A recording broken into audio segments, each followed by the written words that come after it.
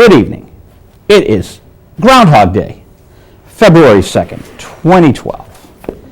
And Joe, we've been doing shows like this for years and years and years. Well, I guess it would feel like Bill Murray's Groundhog Day there. That's exactly Not quite that bad, but exactly the implication. We have a special guest tonight, Gary DeCarlo. Gary DeCarlo. Now, there's a name that doesn't necessarily off the top of it ring a bell, Joe. No, it just proves the point that if you have a hit record, you better have your name on it. I think that's a very good point. And I think Gary DeCarlo deserved his name on it instead of the name Steam. Same with Ron Dante, who had What Love Grows Where Rosemary Goes. And Sugar Sugar. Yep. And countless others. Have you seen the Sugar Sugar thing, and then we'll call Gary, on the Monkees thing on PBS? I have not seen them do Sugar Sugar, no. Well, they didn't do it. That was the row they had with the guy that made them famous, Don Kirshner. Oh, that was the song that broke up their connection, the Monkees with Don Kirshner. They refused to do it. So they missed the #1 song of the year. I don't understand these people. The guy who brings you to the dance, you dance with him. Well, you know? Who brought Gary DeCarlo to the dance? I guess we'll find that out. We will find out. He was with the group called Steam, as you said, who has that famous song, Na Na Hey Hey Kiss Him Goodbye, which is most famous now as a sports chant. When your team has won, when the home team has won, and people are sort of chanting away the losing team at the end of like in the 9th inning of a baseball game or something. Gary Glitter has that Rock and Roll Part 2. I think that's a big sports thing too, but this one seems more, well, I guess they have that chant atmosphere thing. Exactly. You don't have to remember too much to be able to sing along to it, and you don't necessarily have to have the greatest vocal cords to do it either.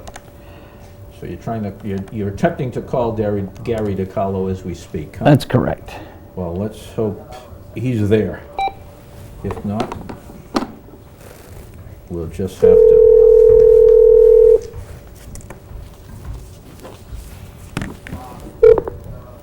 Hello. Gary DeCarlo. Yes. You're live and on the air. How are you? Welcome to Visual Radio, Gary. Yes, thank you. Now, I'm Joe Viglione, and my co-host is Joe Tortelli, so there's Joe T and Joe V. Okay. You can just call us Joe, and you'll never make a mistake. All right. Yeah, absolutely. Joe 1 and Joe 2. And you don't have to tell us apart either. And if you tune into wincam.org on your computer, you can see us. Well, right now I'm nowhere near a computer. I'm watching a hockey game. And what hockey game? Last night's Ranger game. I wasn't here. I had a rehearsal. I taped it. Oh boy, are you a big Ranger fan? Yeah, I like the Rangers. I've been watching them for a long time. Did you used to watch them back in the day when we had Bobby Orr and Phil Espo, and you had Park and Rattel and people like that? Absolutely. Those were that was a great rivalry, wasn't it? Yes, it was. Yeah, I enjoyed it. I mean, they had a few bad years, but then they bounced back and won the cup, which was great. But yeah, I enjoy watching them. It's a great game. Now, you were practicing last night. Yeah, I'm in the process of putting a band together and getting back out there. Are you going to call the band Gary DeCarlo and Steam, or are you going to call it something different? Oh yeah, I'm not going to use Steam. Steam, as far as I'm concerned, Steam, is like a dead issue.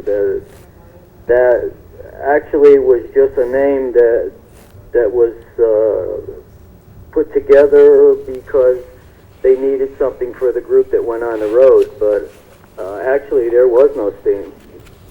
But there was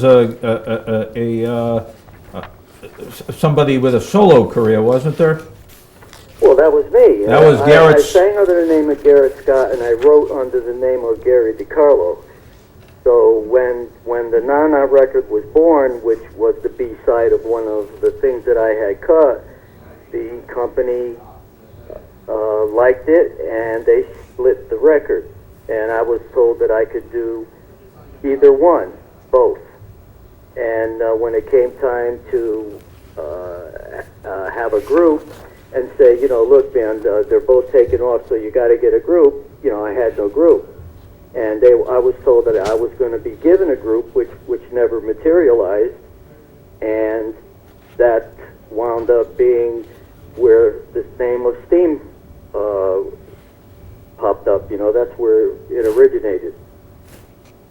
And then they hired these guys to go on the road with the record, and they wanted me to continue to sing everything and have these guys go on the road and pretend that they were me, which I turned down and said, no, I wouldn't do that. So the only thing I sang on the entire album was just Nana, and then, the magic was gone, and the vibes between myself and the production people and stuff weren't very good, so I opted out. I said, I have to leave. Interesting, and kind of sad, but you were making other records at the time with that team, right? You did the Fifth Dimension song before them? Well, that's the problem. That's what started the whole thing. I had working on a Groovy Thing by Neil Sedaka, and what happened was that the Fifth Dimension put it out, and they beat me by 1 week. So we had to go back to the drawing board because, we couldn't put the record out, and to me that was my A side.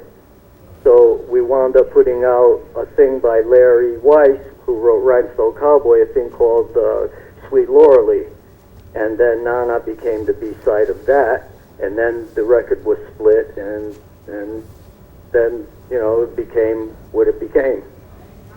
Now you cut another Neil Sedaka tune, Sugar Sugar? That was the drum track for Nana, yes. Oh, so you had someone was pitching you Neil Sedaka songs, right? Yeah, Erwin Schuster. He was from Screen Gems. So, and you picked up Sugar Sugar and... Yeah, as soon as I heard Working on a Groovy Thing, I knew that it was good, and I said that I wanted to do it. And the problem was that the lead singer of the Fifth Dimension had growths on his vocal cords. This is what I was told, and they couldn't go back into the studio to record something new, so they pulled that off the album.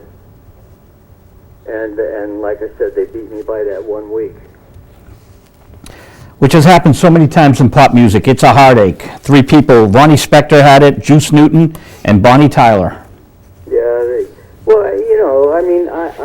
I can appreciate the fact that they wanted to pull something off and that was a good song to do. But it was, I was a little bit down with that one. But, who knew that this whole thing was going to materialize the way it did? I never did. I thought that the people that I was with were behind me and were watching my back business-wise and stuff, and that didn't take place. Gary, tell us a little bit about the story behind you and your 2 composing partners writing Na Na Hey Hey Kiss 'Em Goodbye. It's kind of an interesting tale, isn't it? Well, yeah, the Nana was written a few years before. We had an office above the bus station in Bridgeport, and what happened was, because we needed a B-side, I was with Dale, Dale Frazier, one of the other writers, and said to him, Dale, let's cut the, it was called Kiss 'Em Goodbye. I said, let's do that.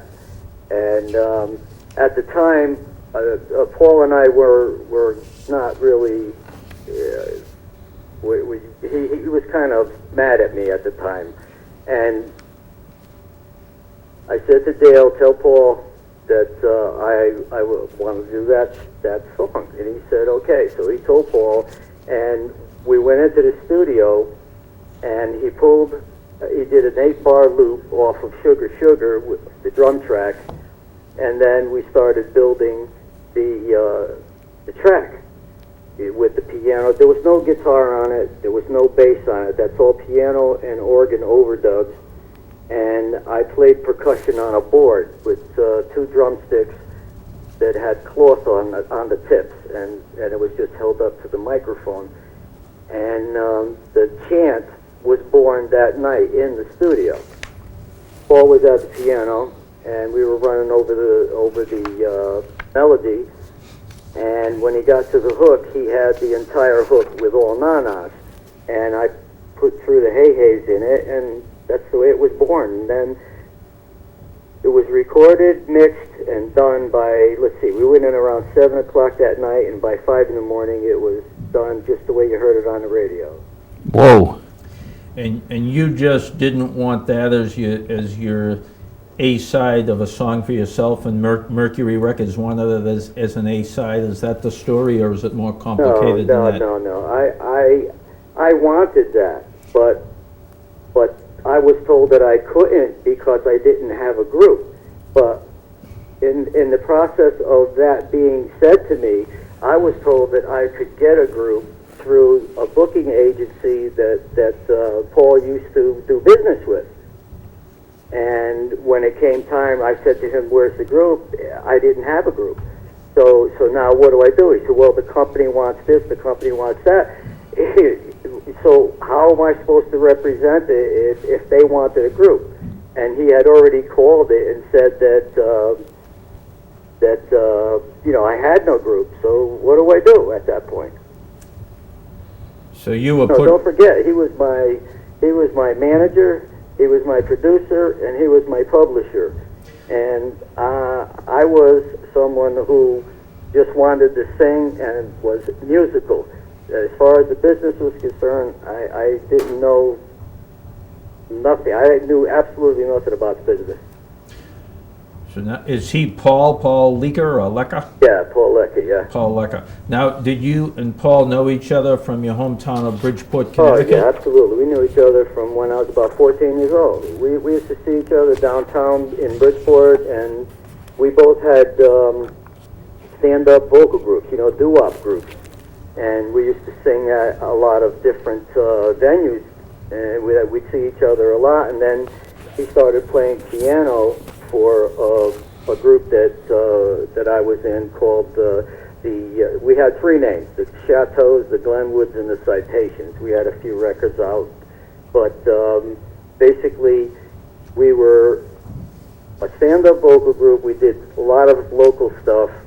And then when that group broke up, then he went into New York City. He pulled Dale with him into New York. So they were in New York for a while before I got to go into New York. So they were kind of groomed and knew like the ins and outs of the business, whereas I was still working the clubs here with a few horn bands that I was working with. So now you in when you were in the Chateaus, you actually did record for Decca Records. Is that correct, Gary? Yeah, I think it was Decca, Coral, and I can't remember the other one. We did a thing called That's the Way It'll Be, and the other side was Elaine. And from what I understand from some people, they claim that you could get them online or something, and they're selling for like $8.50 or something. I don't know, something like that. They probably are. A couple of songs I came across on Coral. One was "Honest I Will." Yeah, Honest I Will. And how about Summer's Here? Summer's Here, and School Is Through. Yeah, Summer's right. So that was a single, 2-sided single. You did "Honest I Will" and "Summer's Here." Yeah. Mm-hmm. And was that a regional hit in the Northeast or around Connecticut? Yeah, from what I understand, it was getting played, but it didn't really break out. I guess like we hoped it would, but it did get played, but nothing like the way things are done today. Yeah. Now, did you guys go up to New York to record for Coral? When you did your recording? Yeah, we did. Yeah. I'm trying to think. I can't remember the fella that did it was well known too. He was the producer. He was like I can't think of his name. He used to have a goatee, and but what he did was he took our background part and he kind of changed it so that it more or less sounded like brass, like tubas almost, the boom, some, that kind of thing, Mm-hmm. Yeah, it was different. I'll tell you that. And now is that just the trio, the three of you, or was that like a quartet, a quintet, a vocal duo? Yeah, there was 5 of us. Dale was in the group, Frazier, and a fellow named Joe Reed, Frank Borelli, Johnny Castanetti, and myself. Sounds like a lot of good Italian names there. Yeah, absolutely. Same label as Richie Valens, right? Yeah, I think. I'm not sure because I can't remember. I know that we did the one thing for Coral, but we also did something. I can't remember the other label. It was a black label, and I can't remember. That's the one That's the Way It'll Be was on. That's okay. That was a ballad, and then Elaine was like a little bit of an up-tempo tone. But Paul wasn't involved with these. No, not at all. What happened with that was, the funny part, again, I wrote Summers Here myself, but they were, at the time we were afraid that because we were having a little bit of a contract problem, that we turned around and put the name of that song as the writers in someone else's name, Paul's name, and this other guy who was our manager at the time, this guy Nick DeLilio, right? And so now I don't get any credit for the writing on that song. On Summers Here. On Summers Here, absolutely.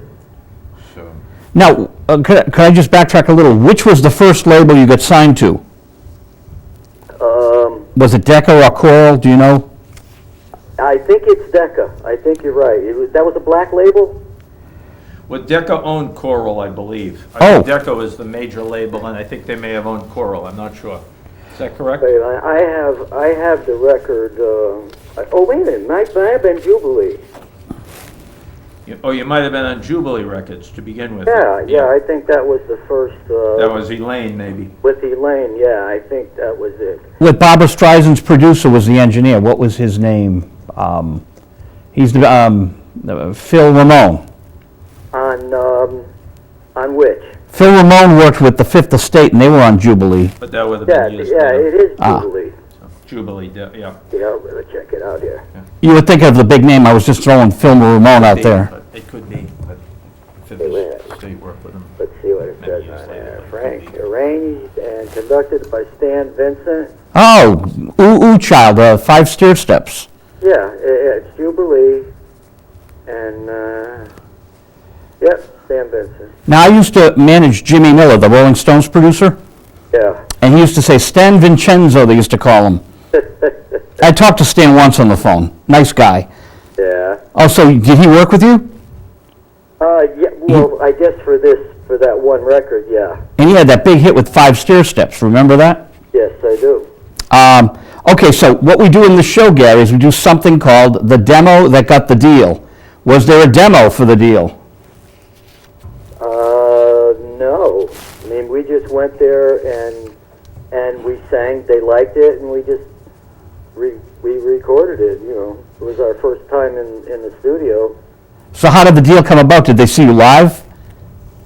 We went right in. We used to door knock. We used Oh. to go to 1650 Broadway, and we'd go floor to floor, you know, and just knock on people's doors and say hi. They'd look at us and say, "What do you do?" Say, "We're a singing group," and they say, "Well, let's hear you." You know, and that's what we did. We sang, and then people, you know, became interested, and that's pretty much how we got our foot in the door. That's pretty amazing. Well, I mean, that's the only way you could do it back then. You know, a lot of small labels, so you could turn around and get a small label and get a deal. But today, you can't do that because the small labels are under the umbrella of the big labels. So, you know, you're kind of stuck. But at least the kids today have Facebook and MySpace and that kind of thing where they can put something on there and get hits on it, and you know, it gets people's attention. We didn't have that. Gary, at the same time you were recording with the Chateaus for Choral Records, there was another vocal group from that same region, probably more from New York, called the Escorts, or Goldie and the Escorts. Did you ever run into them in your travels? No, it doesn't. That doesn't ring a bell. But we did do a few shows with Jimmy Einer and Donnie Einer. They had a group and a vocal group, and we did a few things. We did one show I remember was at the Klein Memorial in Bridgeport, and that was a while back. And they were the guy. They became producers, did they? I'm sorry, what? Yeah, they became producers. Jimmy Einer didn't he do Grand Funk Railroad? Yeah, he became vice president at Sony, well, you know, Columbia Records, Sony, and then his brother Donnie did the same thing. Did you ever run into Richard Perry in that period? No, it doesn't ring a bell. Okay. Back to the so you were at 1650 Broadway. Who do you remember who signed you? Like when you knocked on the door, and was it Stan Vincent himself or someone else? I'm pretty sure it was. Yeah, I'm pretty sure it was because I do remember that he was a younger guy, and I remember that he used to dress. He dressed nice at the time, you know, compared to you know, some of the other people. But yeah, I do remember that. But you know, that's a long time ago. That's pretty good, man. That's all in the Brill Building, huh? Yeah, exactly. I can't help when I walk by it in New York. I just touch it all the time, you know. Well, yeah, a lot of memories there. There were a lot of talented people that went in and out of that building, Including Neil Sedaka. Yeah, absolutely. Well, what's his name? Who did I see in there a lot too? At the time was Alan Freed. I used to bump into him all the time. The DJ, amazing. Yeah, absolutely. He'd be riding in the elevator. I mean, I don't know what he was doing. It's not like we were friends, but I would see him in there, and you know, obviously things were going on, and you know, I'm sure that he was involved with something on the floors in there. And just to finish up with this demo that got the deal segment, so did you meet the individual who gave you this Neil Sedaka, Erwin Schuster? Is that where you met him and got a hold of the Sedaka catalog? Yeah, well, the two things, he brought over other things too, but you know, those were especially working on a groovy thing. That's the one that hit me, and I felt that that one was the one to go with. So what we did was we cut 4 sides. I did also a Van McCoy tune and a Larry Weiss tune, and then 2 Neil Sedakas. Oh, what was the Van McCoy? Let me see, what was it? Let's see. Remember Bobby Hebb, who did Sonny? Yeah, absolutely. He's a close, you know, he was a close friend of mine and Joe's, and he did Van McCoy's For You on his Sonny album. Yeah, no, that wasn't it. I can't think of, I can't remember it. I know I have that also on a demo, but I can't remember what it was. So where were these 4 songs recorded, these 4 sides? They were done at Mercury Records, right on 110 West 57th. Okay, so you did them like 67, 68? Yeah, probably late 68, yeah. Because it was done, yeah, late 68. And where I'm going with this is, of course, you used the Sugar Sugar drum track. Yeah, absolutely. It was at the time, it was a black drummer, it was a studio drummer. His name was Jimmy Johnson. Very solid drummer, and you know, he did a lot of studio work. But yes, that was his 8-bar. He did an 8-bar loop. Oh, very cool. Yeah. Well, compared to what they have now, yeah, absolutely. And have you ever thought of putting a little compilation out with, like, you know, Sugar Sugar and Na Na Hey Hey and telling the story of the evolution? A few people have told me that I should do that, and I am considering it. Well, I have a few things that are like in the future, but it's nothing that I can really say that it's definitely going to happen yet. But I did a show on PBS for TJ Levinsky. I don't know if you're aware of the My Music stuff that he does. I've seen the PBS specials, yes. Yeah, well, I did one that just aired in December, and they said it was one of their best shows, and they're going to air it again in March for the sweeps. When they get their donations, and it went well, and I got a good reaction from people from it. So what I have a few things that could happen for me. I don't know if they will happen or not, but at least I got a few things in the future. Yeah, that's quite a dynamic presentation you do on the PBS special there, and I think, as a matter of fact, they chose you to close the production. I think that's the grand closing number. Oh, the people were so receptive. What a great audience. I mean, they were all standing up, waving their arms and singing. They sang through the entire song. It was great. It gave me a good feeling, I'll tell you. It must have, Gary. That's one song that's actually, with the power behind it, it's actually better live than it is as good a job as you did on the recording. I mean, the live version really captures a great vibe of when you're doing it on that PBS special. Well, you caught it? Yeah, he caught it and I caught it separately. Both of you saw it. Oh yes, yeah. Joe's. I was happy with it. Don't forget I did that a year and a half ago. Well, that's the third show they pulled off of it. Mm-hmm. Yeah. Oh, it's because that was done over a whole weekend, Friday, Saturday, and Sunday, and then everything was edited together because everybody was in different shows.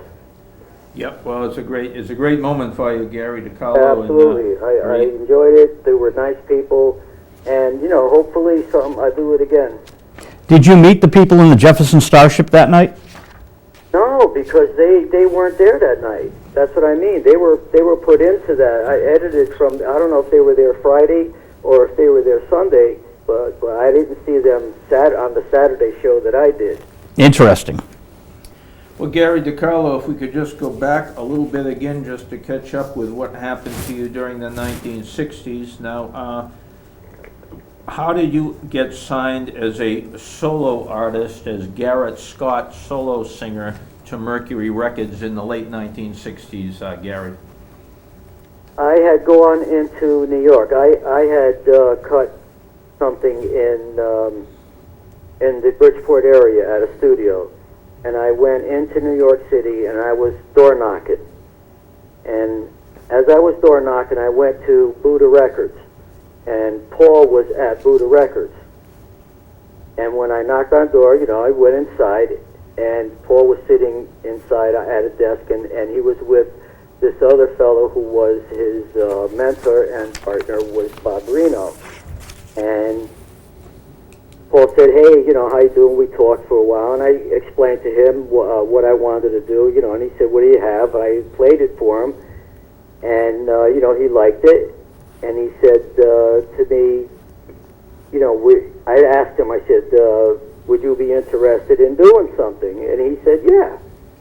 So we started getting together, and I was in New York quite a bit at that time, and that's pretty much how it started. We put some feelers out from people to get songs. We got a lot of demos. And Irwin brought over, the things that he had, and that was pretty much it. Then I got signed to Mercury, and I came up with the name of Garrett Scott for some reason.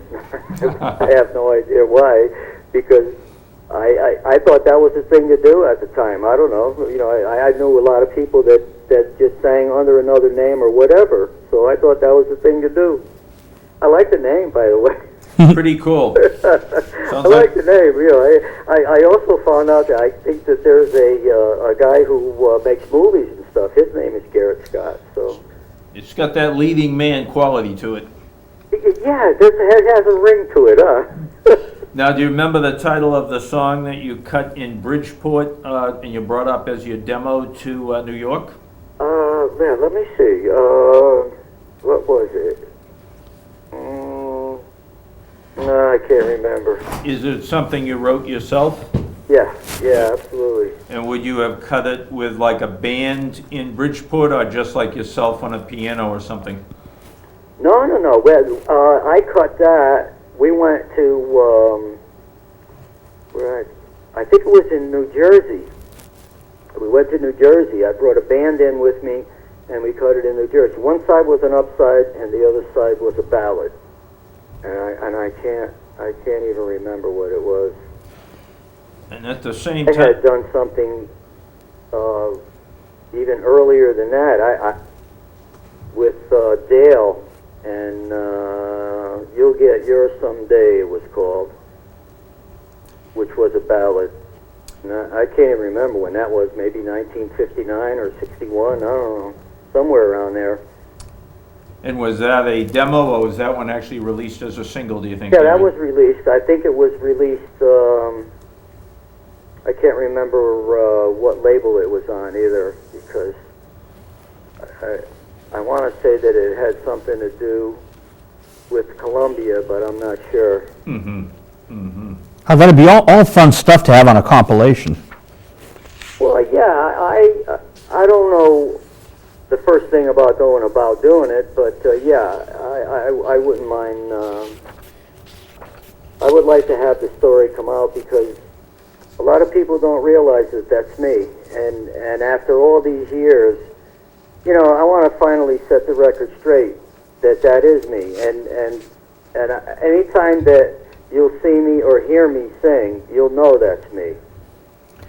That is you, Gary DeCarlo, on the song that is credited to Steam. Yeah, And absolutely. is heard in sports stadiums quite regularly for the past, I don't know, 20 or 30 years, right? Right, Gary? Yeah, I think the organ player for the White Sox, I think it was in 1978, he had it on the organ, and they were playing a baseball game, and there was a little bit of a lull, and she picked up the sheet music, and she started to play it, and the people in the stadium started to sing it, and she started to do it on a regular basis, and it became their team song.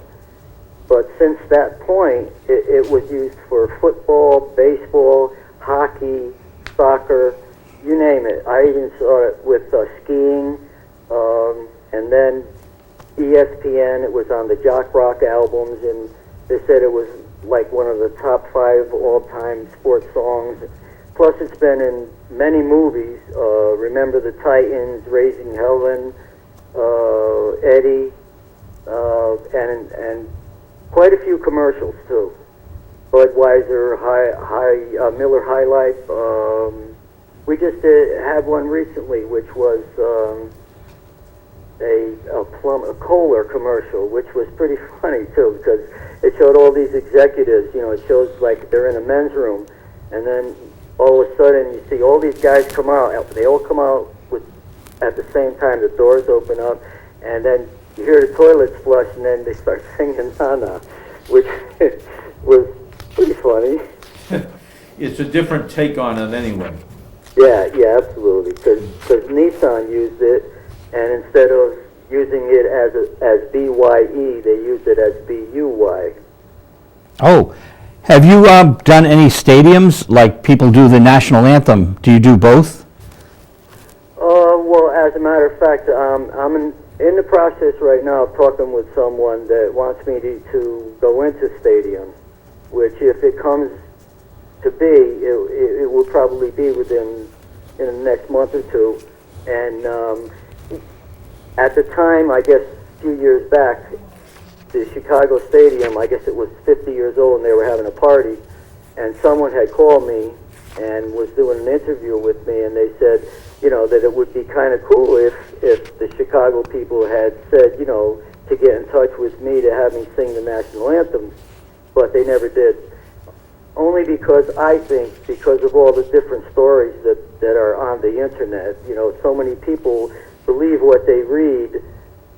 They I guess once they see it in print, you know, they feel that it's gospel, and so many of those stories are, I would say 85% of them are wrong. Well, anyone can go into Wikipedia, and it says John Till formed the Full Tilt Boogie Band for Janis Joplin, and John told me, you know, that's just, you know, myth. It's not true. Yeah, absolutely. Someone called me and told me they put an article in the New York Times and said that Dion and the Belmonts recorded Na Na in 1965. And, and you know, I said to the guy, "Where'd you get your information?"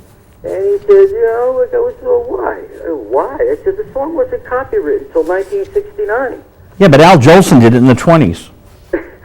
What, Nana? I'm just being silly. Well, the Belmonts actually did do it around 1970 or 71, didn't they? Oh, yeah, absolutely. So- But I'm saying, he's saying 1960. That's right. The history is a little off there.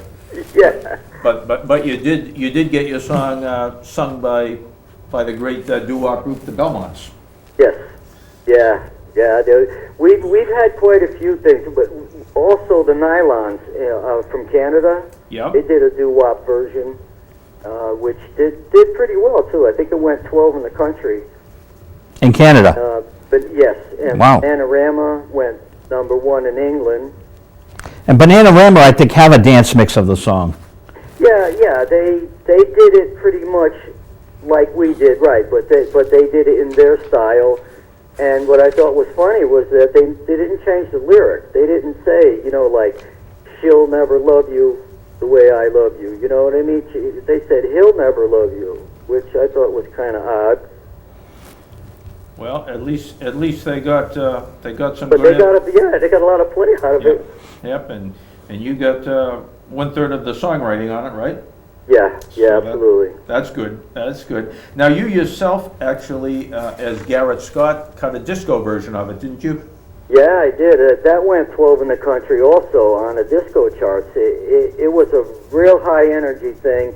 And I got some good reviews on it because I produced it and I arranged it, and I worked with a friend of mine that was here named Al Del Monte, and we did the horn things together.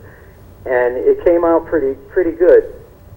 But unfortunately, I didn't make 5 cents on that record. Oh, boy. What label was it? It was on West End Records. Okay. Which was one of the big dance labels at the time, I Yeah, believe, right? yeah, absolutely. Yeah. But Now- I didn't find out till later. I guess they had a problem even with the girl that sang "Turn the Beat Around." Oh, Vicky Sue Robinson. Yeah, but I guess they finally paid her, but I guess it took a while for her to get her money. But Yeah. now I don't even know. I don't think they're even in business. I don't know what's up. Gary, do you think when that play out, the na-na play out, when that part of it that Paul Lecca sort of came up with, the na-na part, do you think he was influenced by Hey Jude, which had that big play out on na-na-na-na? No, I don't think so. I personally, Nana at that point was used like quite a few things. If you think about it, Land of a Thousand Dances. Oh, yeah. It's very common as like something to fill a little bit of a space, or you know, for whatever reason that they use it for. But I was with him in the studio maybe a couple of months before, and I guess he had done a session with someone, and I think that's where he got the idea from, at that session. Now, did you do much other recording during the 70s, as the 70s progressed, or did you kind of leave the music business for a while, or what exactly did you do, Paul? No, I was still involved in the business. I put something out, I'm Gonna Give You All My Love, again, which was a pretty good dance record. It was a pretty good record. Nice soul. get a lot of play. Yep. And then I did something with a guy named Teddy Cooper, and I was involved with Hank Medris. Hank Medris liked my voice a lot, and we could have done something together, but he was involved with Tony Orlando and Dawn. So I was kind of put on the back burner, and I asked him, is it okay, give me a release? And he said, okay. So I took the release and, went on my merry way, because I figured, I didn't know how long that they were going to keep going. They eventually they got the television show, and so they were really moving forward. What label was that? That Tony Orlando was on? Well, that you did the song, I'm gonna get you, Give You All My Love? give you all my love. Yeah, that was Mercury. I was Oh, on okay. Mercury at Sorry about But that. then after that, the one I did with Teddy Cooper, that was a different label. That was Vanguard. They wouldn't play the record because they said it was too suggestive. It was a song written by Carole King at the time. She wrote a thing called Mama, Is Uncle Clayton Jackson Sleeping Here Again Tonight, which was a very long title, but they wouldn't play it because they said it was too suggestive. Because the little kid used to say that to the mother, So now, Gary, how would you decide which songs, you did a lot of songwriting too. For example, you co-wrote all of the songs on the Steam album, even though you weren't, even though you didn't want to be involved in the singing of the songs, correct? And you also, Right, yeah. you also co-wrote. Well, I didn't know that. I didn't know that I wasn't going to sing them. I was under the impression that that was my album, but when I found out that wasn't happening, the songs were pretty much already written. You know what I mean? We had already put them together. And Mm-hmm. and then Paul, put pretty much the chant on almost every song on the album, just about, and which, myself, I thought it was overkill. Yeah. At the time, I didn't care because I wasn't singing them. Yeah, so now, they say in some of these unreliable sources that the group that was put together to record the Steam album, or the other non-hit tracks on it, came from Bridgeport as well. Did you know the musicians? Yeah, I do them. I still know them. But the thing that most people don't know is that those were all studio people on the album. They didn't play on the album. Oh, so it was New York studio musicians who actually cut the record? Absolutely. It was a guitar player from a band that I worked with called the Orchids. His name was Link Chamberlain. He played guitar, and David Spinoza was another guy that played guitar on it. The bass player was a guy from New York City, drummer, and then we did the backgrounds and the just like we did for Nana, and then they brought in whoever was going to sing the lead vocals because I wasn't singing them. That was the Jimmy Johnson loop, so it would have been Jimmy Johnson, right? Well, yeah,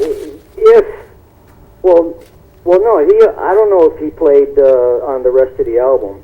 No, but I mean on the song, that you used that loop, so, I get it, so there's another drummer for the rest of the album. Yeah, exactly. Okay. Exactly. But it was Jimmy Johnson on the hit. On the hit, absolutely. Yeah, I remember that very well. He used to wear a hat like a captain on a ship. Huh. Now, does it get played a lot in Europe? Yeah, absolutely. It's very big in England. It's very big in France, Germany, and let me see where else. You know about PPL, right? What is it? PPL, the old PAMRA? I don't think so. PPL in Europe pays you for your performance the way BMI pays a songwriter. Well, I get BMI. I don't. Oh, if you go to PPL, just put it in Google, and you should sign up for it because there's probably a lot of money waiting for you from Europe. for your singing the voice, for singing on it, Europe pays the singers and the drummers and the guitarists the way America pays for, the whole world pays for songwriting. Really? Yeah, PPL. My friend Steve Hawley from Paul McCartney's band Wings and Yeah. Elton John, he gets PPL checks all the time. A lot of people don't know about it. So if you're getting airplay in Europe, they've got money waiting for you. Oh. PPL, I can send you the link tonight. Yeah, would you do that? Yeah, you just fill out the form and get a hold of them, and they got to have money sitting there if it gets played a lot. Yeah, we got a lot of play there. I know for a fact we do. So it's a cool thing that they're trying to put through Congress here in America. Dionne Warwick has been spearheading it here, because why doesn't America do the same thing, right? You'd be getting paid for your singing the way the songwriters get paid. Yeah. It's just, you know. The problem is that my art, I haven't been paid artist royalty since 1974. That's terrible. Yeah, absolutely. That is terrible. So you're limited to your songwriting. Yeah, right. If it wasn't for the songwriting, I wouldn't be living where I'm living. Well, I don't think my girls would be going to college either. we're glad you didn't use your manager's name as your songwriting like you did on that previous record on Coral. Can we? That wouldn't have been so good. Yeah, I'm happy about that myself. Believe me. Can we ask how many kids you have? Yeah, I have two girls. Excellent. 21 and 19. Oh, lovely. Yeah, they're good kids, but you know, they're trying to put them on the right track and put them through college and have them get a good job. And Now- a good life. When they were in high school, did people know that their dad sang on this big hit record? Well, you know, that's funny because as they were growing up as kids and everything, it never dawned on them. They didn't think anything of it. And then one day they were in, let's see, I guess they were in the upper grades of the elementary, and they had to bring in records, you know, of someone to play. So my daughter, I don't know, she brought something in, and the teacher said she saw the name Gary DeCarlo on the label, and she goes, "Is this any relation to you?" And my daughter goes, "Yeah." She goes, "That's my father." Really? So from that point on, a lot of people did know, but yeah, it gradually it got more and more, and until they realized how big it was. Because you know, a lot of people, even people that were in my family, they were under the impression it was just kind of a local thing. They didn't realize until some of them had gone to Europe and being in another state and then hearing it on the radio, you know, and then it would dawn on them and they'd say, "Oh my God, you know, this thing is really all over the place." Gary, we've only got a couple of minutes left. I want to thank my friend Charles Rosenau, who set this interview up. Charles is a good guy. I like Charles. Awesome guy. With the any Beatles show down there soon, or anything?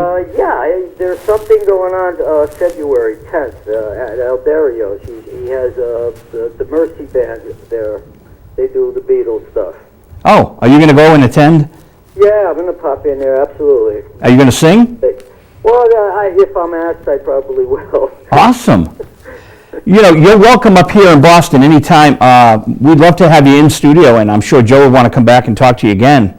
That's great. That's where you are in Boston? 5 miles north. Oh. Beautiful town called Winchester. I don't get up there that often, I'll tell you. Do you have a question to wrap up with, Joe? Anything? Well, just this comment, Gary, I think when any viewers or listeners hear "Na Na Hey Hey Kiss 'Em Goodbye" when they're at a stadium, a sports stadium, or when they're listening to oldies, they can put together a little of the history of it and the importance, the significance of Gary DeCarlo when it came to the creation of that song, the writing of the song, the singing of the song, the recording of the song, and the critical role that your solo career played in that song. And when they see you on PBS, closing that PBS special, will give a little more depth to that, to your presentation. Well, thank you. I appreciate that very much. Gary, thank you so much for being on Visual Radio. You will send me that PPL thing, right? Oh, tonight, Yes. when I get home. Okay, you have my email? Yes, I do, sir. All right. Thank you guys very much. An honor having you. Thank you. All right. Bye. Great guest. He has some great stories, and we didn't even get to all of his song titles. We could have gone on for a lot more information with him. These guys who are in, as you know, Joe, in New York and in the Northeast in that time period. So many stories, and they know everybody. Carole King, he did a Carole King song for a building. I thought you'd enjoy that. That was good. Telestrito talking about movies. Hey, Frank. Welcome to Visual Radio. How you doing? Good. Tomorrow night at 9 o'clock, we are watching what movie? Love Laughs at Andy Hardy. Love Laughs at Mickey Rooney, too. Oh, yeah, well, Mickey Rooney is good in the movie. Let's see, I'll talk a bit about it. It's the 15th Andy Hardy movie, and they made 15, and it was almost the last. It's made one try 12 years later for another Andy Hardy movie, but it failed. So it was supposed to be the last Andy Hardy, and for a long time it was, but it's actually the 15 of 16. But they made those 15 in 9 years, and that shows you how popular it was. They were making as many as 3 at a time through a couple of those years. And through a few of those years, Mickey Rooney was the #1 box office star in the world. So he filmed these during his peak, but quite frankly, the series was a little off its peak by the time it got to the end. And this is the only one that takes place in the post-war. And Andy Hardy has gone off to war and returns in this movie and finds that the girl he loves is no longer available. And it's a sad movie to watch in a way, because Rooney is outgrowing the part. He never grew very tall. He only grew to be 5'2", and he was in a transition period. He was no longer going to be a big star because his height demanded that he be young, and he was obviously not the baby of the family anymore. And so, let's see, a couple weeks ago you showed a Mickey Rooney film Quicksand, which was made only 4 years after this, and that's a film noir, and Mickey Rooney is kind of a dark character in that, and that's more the roles he gravitated towards as he became an adult. So this is almost his farewell to the youthful, ebullient young guys he played for about a decade, and that made him a big star, and he was transitioning to a character actor, and that's not quite clear here because this movie's a little off balance. I'm amazed you remember all our movies, because I can't remember them. Can't remember what? I'm sorry, Joe. I'm amazed you remember all our movies that we play. There's so many of them. Well, I have to study them to talk about them, because you ask me tough questions and I don't want to look like an idiot again. So there's people listening. There are. And we've got a good viewing audience for the movie show. That's good. You will be showing precious few MGM movies, and I had no idea this was in the public domain, because MGM, like any big studio, protects its stuff, but they must have forgotten to renew the copyright back in the days when copyrights had to be renewed, so I guess it fell into the public domain. But it's, when you show the opening credits, unless you have a different print than I looked at, it'll clearly show MGM on there. And MGM is going through an awkward period. MGM was the glamour factory of the 30s. And as the 40s wore on, the post-war years, movies were getting grittier, and MGM was, hesitant to change their image. And a lot of the late 40s MGM movies are difficult watching today because they just don't seem to fit anywhere, and they don't seem to be, know where they're going. And ironically, the best movie of 1946 has almost the same plot as this 1946 movie, and that's Best Years of Our Lives, where Dana Andrew comes home and finds out his wife has been playing around on him, and it's about the difficulties of coming home after being at war and fitting back in and all that. And that's basically the same what Mickey Rooney goes through in this movie. Andy Hardy doesn't know where to fit in, and his girl has broken his heart. And it's much better done in the Best Years of Our Lives than in this one. So it's I recommend it more as a historical piece. There is Mickey Rooney's 5'2". One of the girls he has a date with in this movie is named Dorothy Ford, and you can get varying estimates of her height, but most of them seem to be between 6'2" and 6'4", which in the mid-40s makes her a giantess. My mother was 5'6" in the 1940s, and she was considered a tall woman. So that shows you how tall a 6'2" woman would have been. And we've got 15 seconds left, Frank. So you got next week's movie too, right? I got next week's movie. I have it written down. I can't recall the name, but Roasted Valley. I'll be talking about that next week. So. Thanks so much.